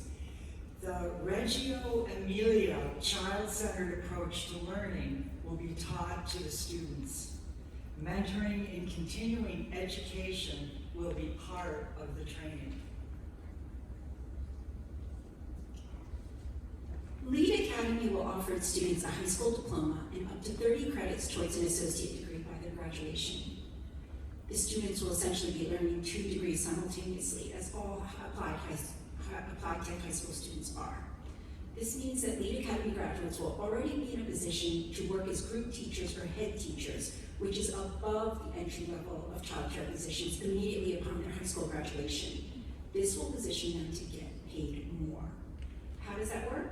Because the qualifications for a group teacher includes having 15 college credits, of which at least 6 are in early childhood education or child development. LEAD Academy students will complete this during their high school education. Our LEAD Academy gives the graduates hope and opportunity for growth within their chosen career path in education and positions Bergen County as a pioneer in planning for a high-quality child care workforce. Now, what do some potential career tracks look like? We've developed a sample here that can take students who want to work with kids right out of school, students who are interested in pursuing a career in child psychology or social work, students who are interested in learning how to advocate for the needs of young Americans, and access to a network of teachers and advocates interested in continued education and comparing and discussing ongoing teaching programs. So diverse interests equal diverse jobs. In order for a child care teacher to move beyond an entry-level position to become a group teacher and therefore earn a higher wage, they must either complete 15 college credits or must have their Child Development Associate certification. The CDA has significant working portfolio requirements and is expensive to achieve. The test alone costs $425. Further, it's highly specific to early childhood providers. That is why LEAD Academy will offer college coursework towards an associate's degree as the preferred pathway to advancement in early childhood education careers. Immediately upon graduation, LEAD graduates will be eligible to work as group teachers, and if they choose, they may continue to study towards their associate's degree. The current state of childcare is dire, but we believe a major part of the solution is to focus on improving teacher recruitment and training, with investments made by Bergen County, the state, and federal government, and to raise the salaries of early childhood educators. LEAD Academy will create the teachers, directors, and advocates that the children of Bergen County need to thrive.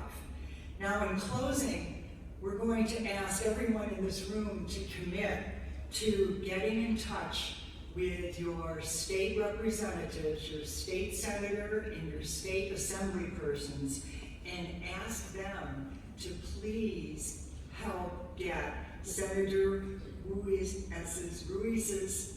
package of child care bills that are both in the Senate and the Assembly. We need those bills passed.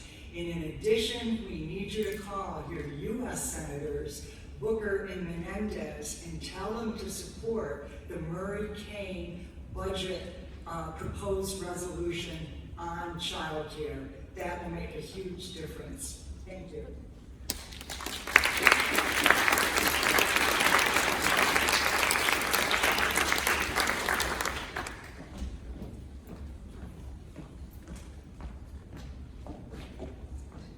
Can I just say that was absolutely amazing? Can we give that another round of applause?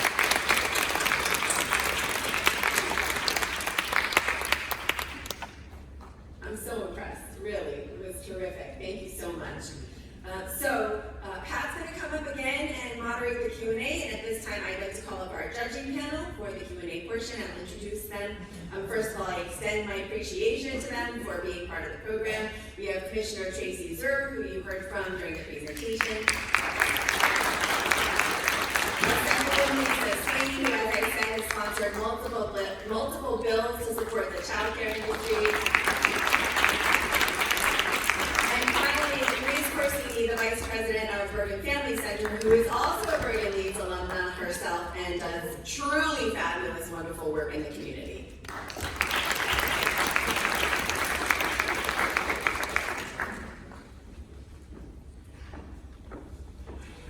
Thank you, Dina.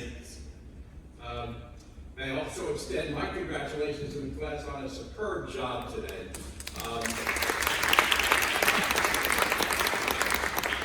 I know that the graduates in the program have gone through similar preparation and hand-wringing with regard to the preparation of their program. And there's always a kind of a life to the program. When we first introduced that program to the class in early September, October, there's kind of trepidation of what's going to be at stake here. Can we really do this? And gradually you can start to see them start to focus on that. And I saw that with this class too. This is not an easy issue. It's an important issue. And I thought they did just a terrific job. We're very proud of you. Very good, great class. Now, yeah, you can applaud them. Fine. So as Nina has indicated, this is Spark Time.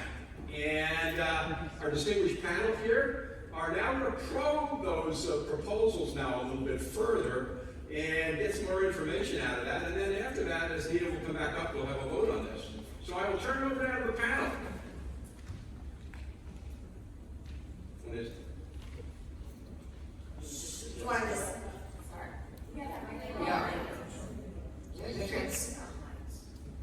And first of all, I want to thank you all for your really thorough analysis of the landscape. Despite all of our questions, which are going to poke holes in everything that you came up with, I really think the way that you tried to analyze this really looks at the holistic challenges that we're all facing. And this is, obviously, if this was a simple solution, we would have solved it already, and this wouldn't be something that we're spending this conversation on. So even though we might be critical of what you've come up with or pieces of it, please don't take it. I mean, obviously these are big problems, and therefore, beyond some of the scope of even what this program can accomplish in years. So, do you want to go first with your questions, Liz? Oh, I too just want to echo what Commissioner Zur just said. I was thoroughly amazed at how you covered all the key points of the challenges. I run a subsidized child care program and a universal pre-K program, and you touched upon all of the issues brilliantly. I divided my questions into the 4 groups. So perhaps I could start with the first group. I did have a question. Was it called ILA? ILA, thank you. Sorry. ILA. I thought it was very interesting when you talk about tax breaks and corporate providers. And the greatest challenge that we face in the child care industry is, what does that really mean? You know, when you talk about a tax break and corporate partners. We don't, in the work that I do, I don't have a corporate partner in terms of providing childcare. So could you just clarify a little bit on the corporate partner and then the tax break? So yeah, if I could speak to the corporate partnership. So our vision of the corporate partnership, you know, we think of, in developing that part, we were thinking of, you know, your KPMG campus in Montville, your BMW campus in Woodcliff Lake. So in connecting them with the Head Start model, if we could develop on-site daycare centers in those settings, it's contributing to the work-life balance for the families of the child. They can eat lunch together on the parents' lunch break. They're close by, they're accessible. So if we could create a Head Start kind of led center in those settings, what it's also doing is addressing the supply question, right? Because costs are high, partially because it's a supply and demand question, right? We need more seats. We need more available seats in this market space. So by creating those centers, it's a benefit to those families, and it's opening up spaces in all of those other freestanding preschools and daycare centers. It's opening up more availabilities for your independent nannies, for your home care providers. So hopefully, you know, you can't really bring down the cost of anything unless you widen the market space and create more available slots. We are a very dense county. There's a lot of children here, and there's, you know, while we have a lot of care businesses, if you will, establishments, there's obviously not enough. So our vision was to create, part of our vision was to create more spaces, and hopefully that will help bring the cost down. So the challenge that I had also with your presentation was the data that you provided regarding cost savings. You looked at incarceration, which is, while a great thing to try and prevent, not necessarily articulable in dollars and cents in the way that you put it up on your slide. And a lot of the long-term cost benefits are exactly that, they're long-term. The question I fundamentally had was where the money is at the beginning. You know, the bottom line is, yes, putting more chair seats out there lowers the cost, but there's still a cost of labor, there's still a cost of space, materials, etc. So it didn't really add up, your vision, for me, as far as where the money was actually going to come from to pay for your proposal. That money was to be an investment, the upfront investment. And that would be like from federal government, because there is also a bill, I can't remember the name of the bill. It was part of our research. We have it in our backup slides, so we can share that afterwards. But the partnerships, the corporate partnerships, there was a creative solution that they could come up with as part of that bill that would actually allow the money to be funneled towards the Head Start program. And do you have a solution to getting anything done in Washington? Well, look, if we have enough people involved in saying this is what we want, we can do almost anything. It just takes one person to start the movement, and then others will follow. We can make it happen. I love the idea, and you know, the model that you chose by showing all of the countries, and at the very bottom was the United States, which is so upsetting. But that therein, as Tracy just started, illuminating the problem is getting people to agree that we even have an issue that needs funding. And I think the geographic differential is a question that was raised in multiple of the groups, is that it costs more to provide services here than it does in Mississippi. It costs more to provide services in Bergen County than it does in Vineland. You know, there are geographic differentials that need to be evaluated that are just devoid from the conversation. And figuring out how we overcome some of the parochial fights is part of the challenge. And it can't be just kind of swept under the rug of just, oh, we get the ball moving. These have been things that have plagued this conversation for decades.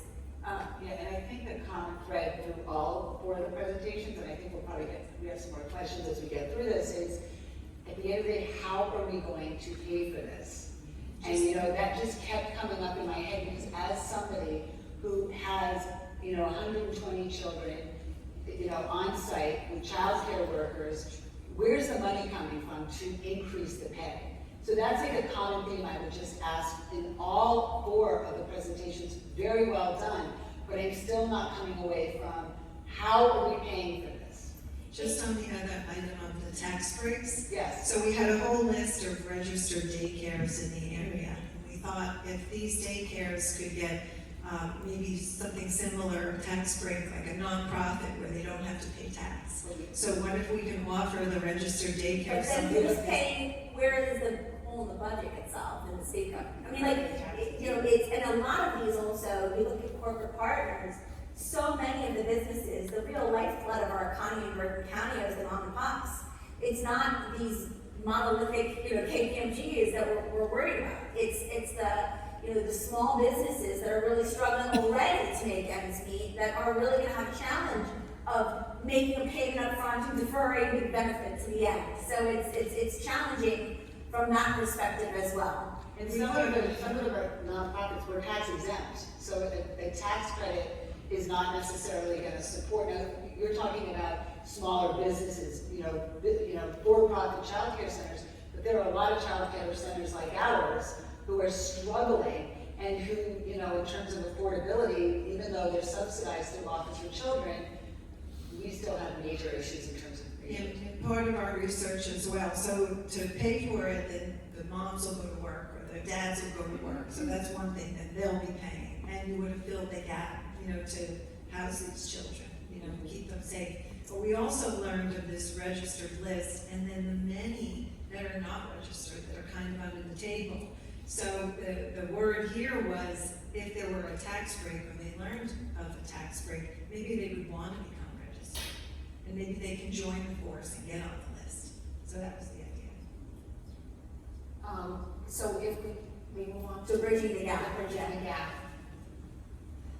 Because I had a question about that, because we're talking about tax breaks, and in that one, you talked about tax credits given to employers. And I will say that in the Assembly, business groups are always coming to us and asking for breaks, helping with the unemployment fund. There are so many issues that employers already pay, employer and payroll taxes. They are loaded with taxes already. They're actually asking us to reduce their taxes.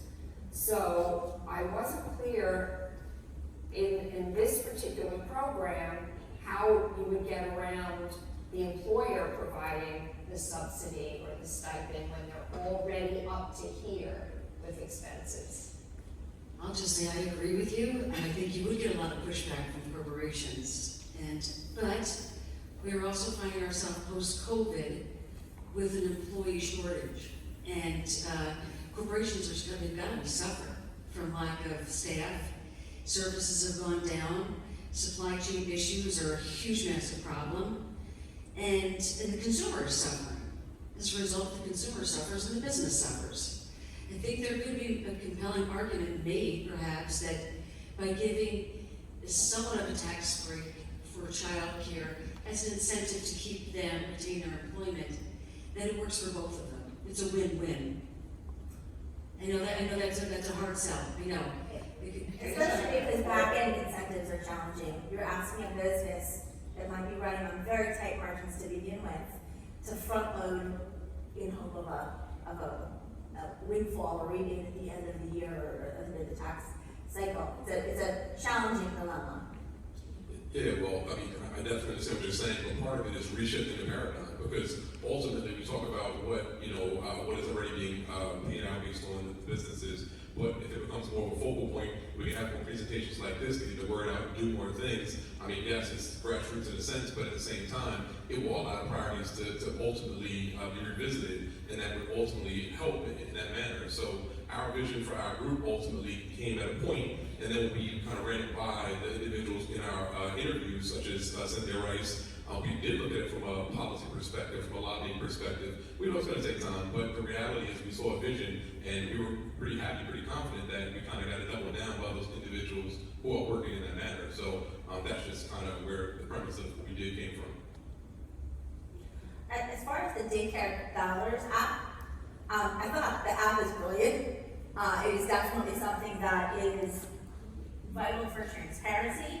I don't know what it really though does as far as ultimately leveling the playing field as far as childcare. I think it certainly does make it more affordable. It just saves you time and energy and that cost value of that at the outset. But while enabling informed decision making, I don't know what it's really doing for those who are most disadvantaged and having less access to childcare. Well, I can give you an answer to that.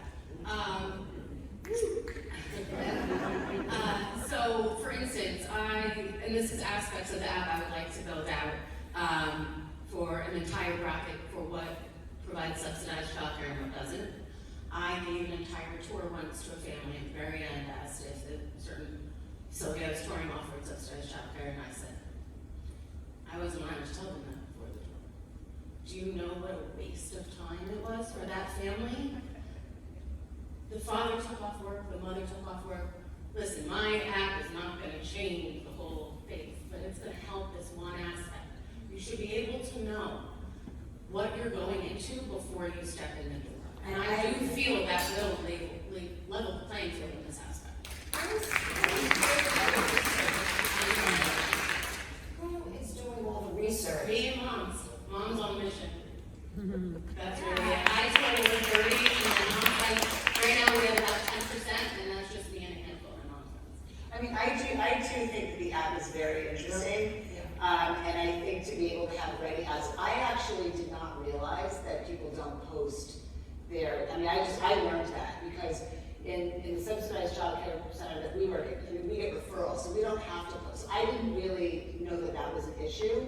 I do think it's interesting. I do agree with you that what it does is provide information, so it saves people time, which saves people money. Again, I would just kind of wrap around like how does that fix the problem that you presented in terms of increasing access to affordable childcare. But I think it's a very interesting idea. I hope you move forward with it. Yeah, I think it's very interesting. Maybe at the panel, direct a question with regards to the LEAD Academy. I'm about to do that. Go for it. You go. So my biggest challenge with LEAD was that it really seemed to put the cart before the horse. That you're training wonderful teachers to be prepared for a job that doesn't pay enough money.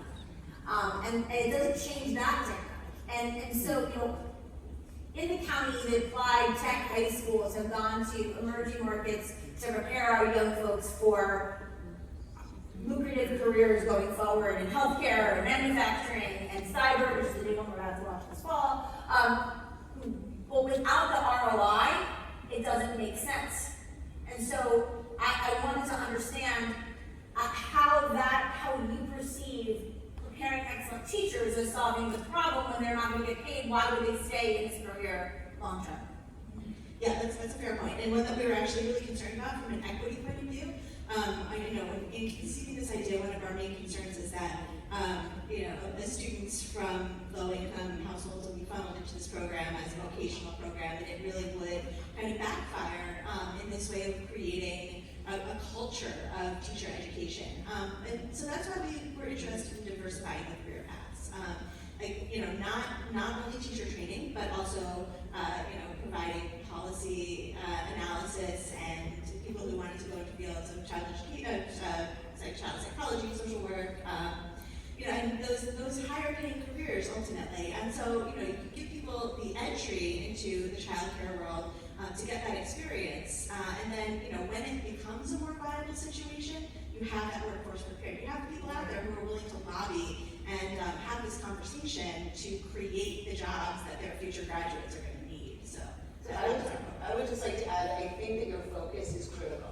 In the conversation, education, professional development is critical. But on the other side of that, those of us who are employing childcare workers, who get their CBA, who get their education and beyond, we don't have the resources to increase their pay. So it's I think it's something that we have to continuously explore, but there has to be resources to then say to a woman, okay, you've now achieved your CBA or you've gotten your bachelor's, now you're entitled to $35,000, which is terrible, as opposed to $25,000. Our agency can't afford that $10,000. Yeah, what we're looking to is sort of the Murphy subsidies, the $1,000, $1,500. It's not a lot of money, right? But it does something for people. And again, it's a problem of long-term retention, because if we're training people to spend a little bit of time in these lower-level careers and then move on their way up, we're really kind of reinforcing that issue. But again, the hope is, absent a move to socialism, I don't see this problem being fixed in the next 20 years. So, having people who can even just start out in these lead teacher jobs and stay there for a couple of years, make some changes, bring the education that they're getting into that classroom. Even if they ultimately leave that classroom, if they finish their associate's degree, go on to a bachelor's in K-12 education, that's fine, because they've had that classroom experience and they can advocate for that early childhood care. So I don't think it needs socialism.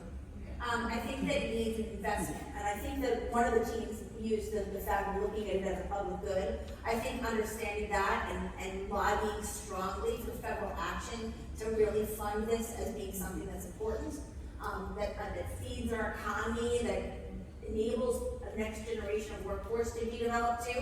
I mean, all of those things are what's necessary. I don't think it requires socialism.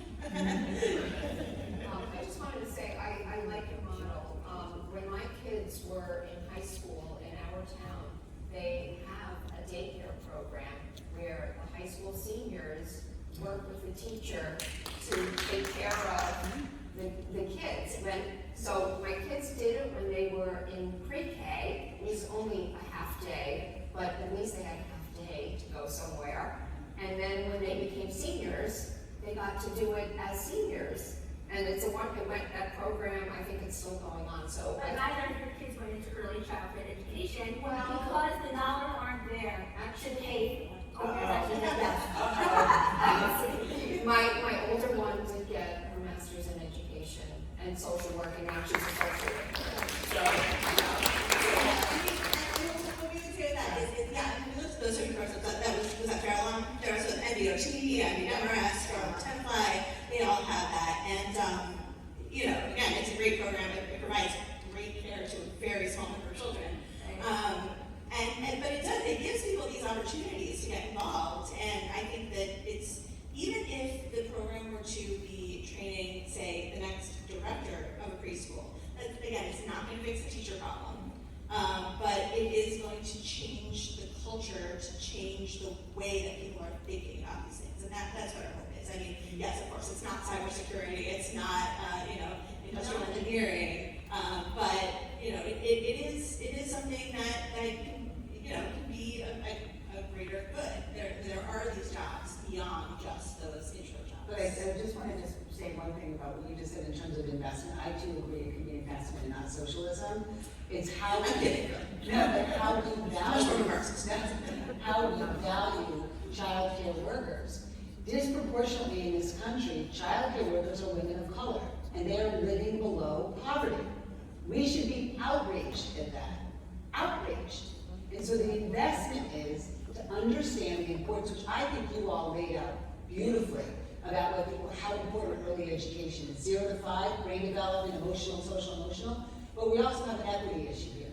And so you have to attach dollars to the training. So we can give somebody training, but if we're not going to pay them, we have 4 people that work at Bergen, this makes me cry, they're on subsidy themselves.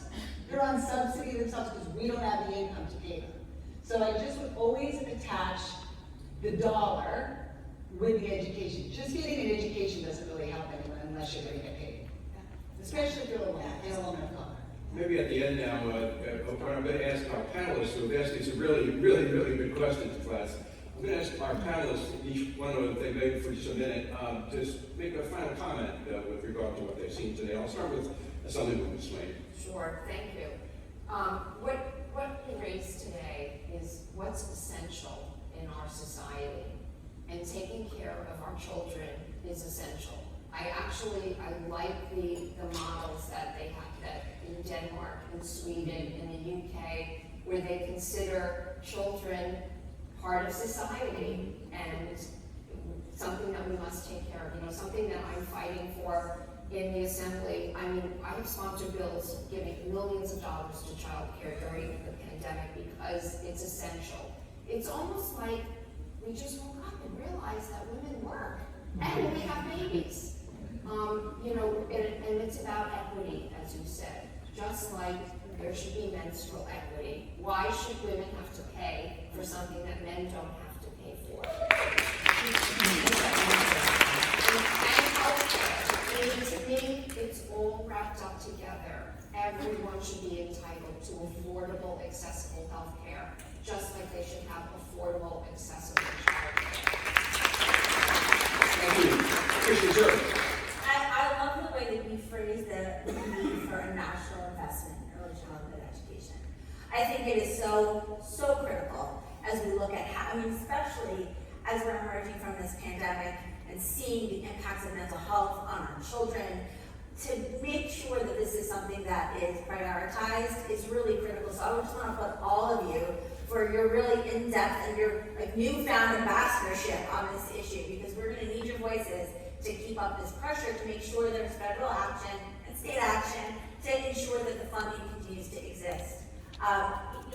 The sliding scale piece of what you proposed to me was something that was really interesting, because we see, I've been doing a lot of work on food security, and $1 over and you're dinged from a program is really problematic. So to have that extended sliding scale all the way up, especially in New Jersey, to 700%, I thought was a really important piece as we talk about that. But I would also encourage you in your conversations going forward to include this geographic differential as part of our conversation. So I just want to thank you all for your amazing work, and look forward to working with you as we go forward on this conversation. I too want to echo what both my fellow panelists said. I believe that childcare is a significant public health concern, and we're at a crisis, and I think that you put forward the problem very clearly and concisely. I also think it's very encouraging to have people like you, your own leaders in your own spaces. I am sure that now you're a Bergen leader, that you are lending a voice to a problem that has been ignored for way too long. And I do think the geographic differential is important. We really need to have discussions around the racial and ethnic differences and disparities. So congratulations, I thoroughly enjoyed it. I actually paid attention to every bit of it. It was very good, and I said to Tracy, for all such great presenters, you did a great job. That was for sure from the vocabulary workshop that we made you guys do. Okay, so thank you so much to our panel, and of course, thank you to our class. I am going to, we're going to open up the voting. So take out your phones. We have the QR code here. It's also on your programs. So go ahead and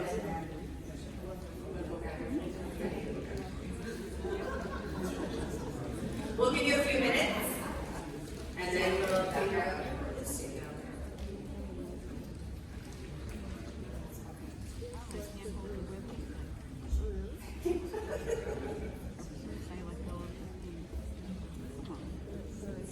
So maybe you think it could be implemented, or maybe you think it's unique and could be pursued further, or maybe it needs further research, but you'd really like a kernel of something somewhere. In year 2, we're going to look at ways to see how we can pursue the winning project further. So vote wisely.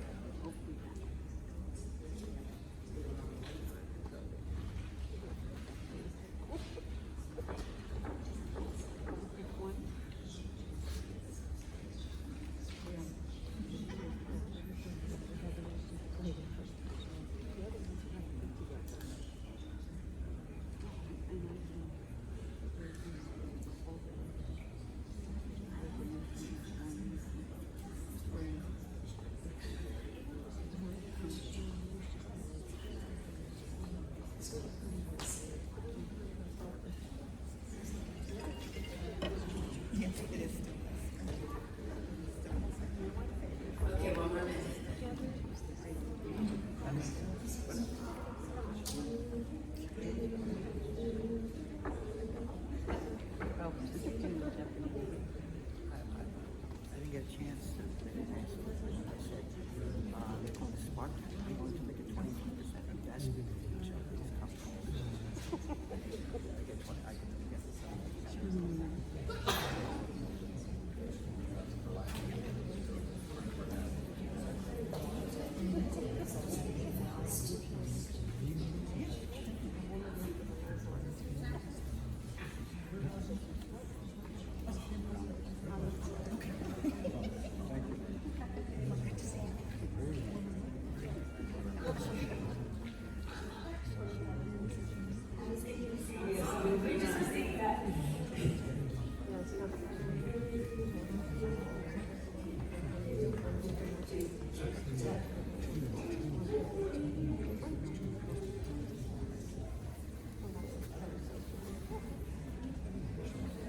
No, I'm not leaving. I'm coming down.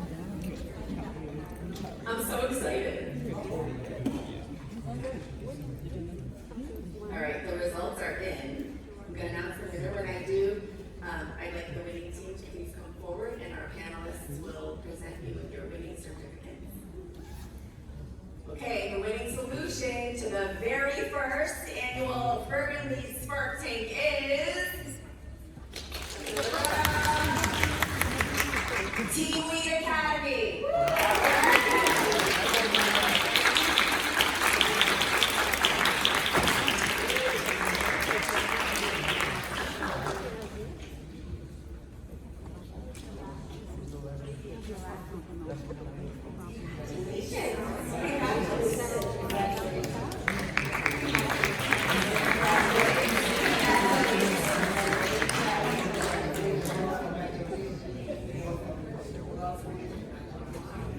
Scott Reiki has an offer on the table. He wants to give 25% investment to the company.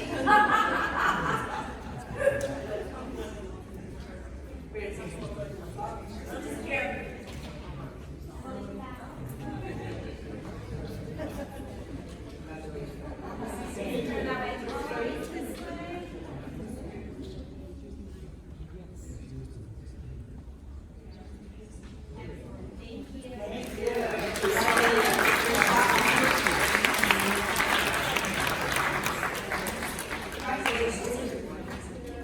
So as I said, in year 2, these leaders will take us on the next steps to pursue implementing this proposal. It was a terrific idea. It is a terrific idea. We're very, very excited to work with you on this plan, and can't wait to get started. So congratulations again. I'm going to make some closing comments. For those of you in the audience who are members of the new class of 2023, I would like to welcome you to this program. You are joining a group of individuals who are leading our communities to better futures. You may become public officials, start businesses, and most importantly, get promoted. No, I'm kidding. So, most importantly, you will become the trailblazers, the change makers, the idea creators, as you saw here today, the people who are taking us to a better tomorrow. So I'm going to say your names. If you're in the audience, please stand so that we can acknowledge you, but I would like everyone to hold their applause until the end. Elvia Asensio, Janine Borgerson, Danielle Buckler, Yvonne Camorto, Abraham Corsino, Jack Kofari, Allison Fleeson, Anna Gergen, Karen Gwynn, Anne-Marie Jonas, Lisa Capitan, Alicia Maxey Green, Janice Mazur-Riley, Elizabeth Schechtel, Meredith Snyder, Susan Steinberg, Violetta Sudol, Alina Swanson, and Sandy Weiss.